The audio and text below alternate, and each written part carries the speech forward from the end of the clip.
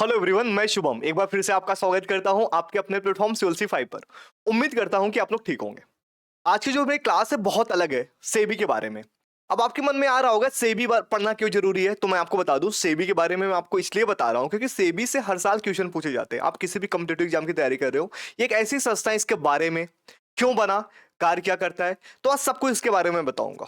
देखो, मैं स्टार्ट करने से पहले आपको बताऊं, एक जिज्ञासा वाला क्वेश्चन पूछ रहा हूं आपसे कि अगर आपने शेयर मार्केट का नाम सुना होगा, सपोज करो शेयर मार्केट में कोई आपके साथ धांधली कर दे, मतलब ऑनलाइन फ्रॉड हो जाए शेयर मार्केट संबंधित, तो इसको रेगुलेट कौन करता है? तो उसका आंसर है सेबी। सेबी ऐसा है जो इसको रेगुलेट करता है, इनसाइड जो ट्रेडिंग होते हैं उसको भी रोकता है, ऑनलाइन धोखाधड़ी करने से भी रोकता है, शेयर मार्केट से संबंधित, शेयर मार्केट हो, स्टॉक मार्केट हो, सारी चीजें रेगुलेट करता है। ठीक है, तो आइए स्टार्ट करते हैं सेबी के बारे में।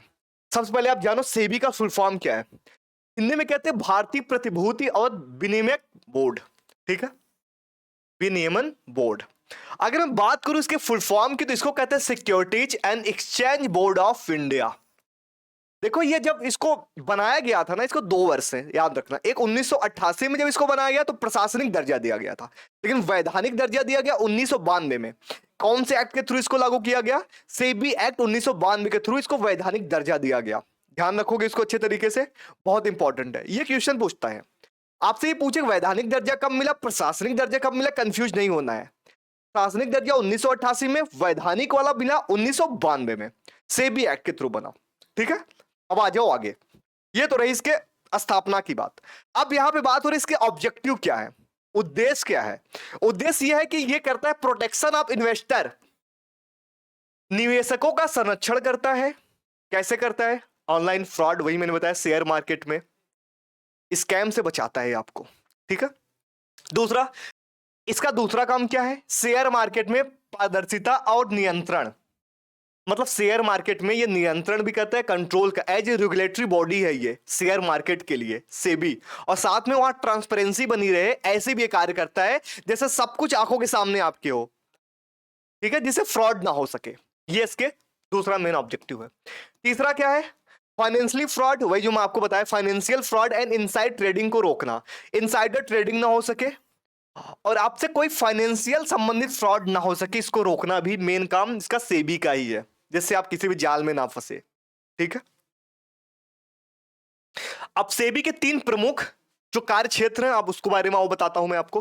पहला, एक नियामक के रूप में कार्य करता है। क्या क्या रेगुलेट करता है? कि मैं रेगुलेट की बात करूं, स्टॉक एक्सचेंज को रेगुलेट करेगा, म्यूचुअल फंड को करेगा और ब्रोकर को करेगा। ठीक है, इन सबको ये रेगुलेट करता है। मनमानी तरीके से आपके साथ कोई भी पैसा नहीं वसूल सकता है इन शेयर मार्केट में। उसके लिए एक नियम फिक्स कर रखा है कि ये चीजें हैं, इससे परसेंटेज से ज्यादा नहीं होना चाहिए। ठीक है, दूसरा, ये विकासात्मक भी कार्य करता है कि जब जब कोई नई टेक्नोलॉजी आता है तो शेयर मार्केट में ये हमेशा अपने ऐप को अपडेट करता रहता है, मतलब वहां की चीजों को हमेशा अपडेट करता रहेगा, बताता रहेगा कि कोई नया चीज हुआ है तो उसमें वो ऐड करेगा, मतलब हमेशा नवाचार होता रहता है, इनोवेशन इनोवेशन हमेशा होता रहता है। ठीक है, ये ध्यान रखना। प्रोटेक्टिव भी है। प्रोटेक्टिव कैसे करता है? निवेशकों को फ्रॉड से बचाता है, ये गलत गतिविधियों पे जुर्माना भी लगाता है, ये ध्यान रखना है। दंड देने का भी काम करता है कि आप शेयर मार्केट में कुछ इनलीगल एक्टिविटी कर रहे हैं तो उस पर आपके ऊपर जुर्माना भी लगा देगा, इतने करोड़ का ये चीज ये। ठीक है, और साथ में क्या करता है? निवेशकों को फ्रॉड से बचाता भी है, इसको ध्यान रखना, ये बहुत जरूरी है।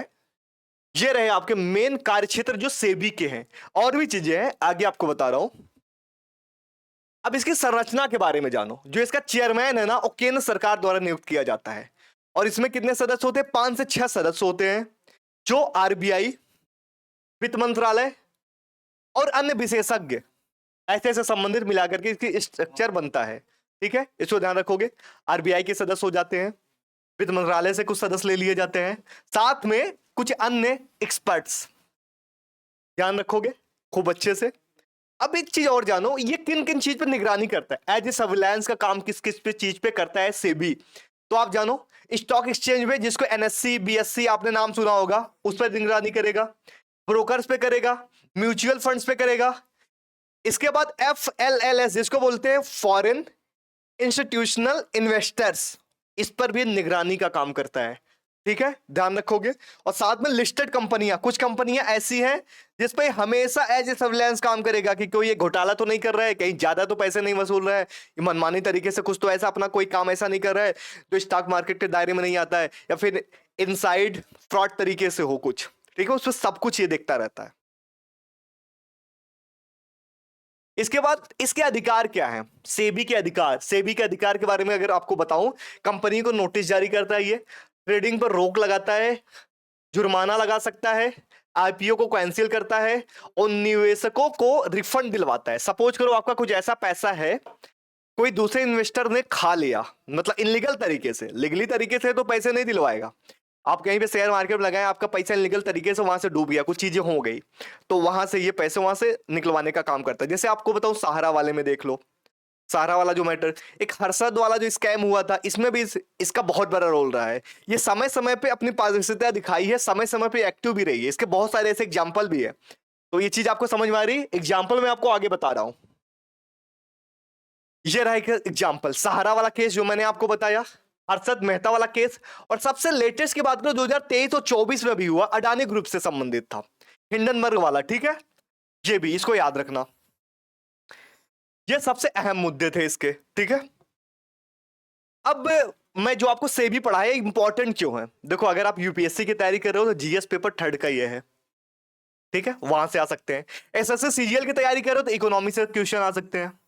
अगर आप बैंकिंग की तैयारी कर रहे हो तो आरबीआई, नाबार्ड या फिर सेबी संबंधित ग्रेड ए से, तो वहां से भी ये उसमें क्वेश्चन पूछे जाते हैं। और करंट अफेयर का तो क्वेश्चन ही है। आजकल हर किसी को पता होना चाहिए, क्योंकि यार शेयर मार्केट आजकल बहुत ज्यादा बढ़ता जा रहा है।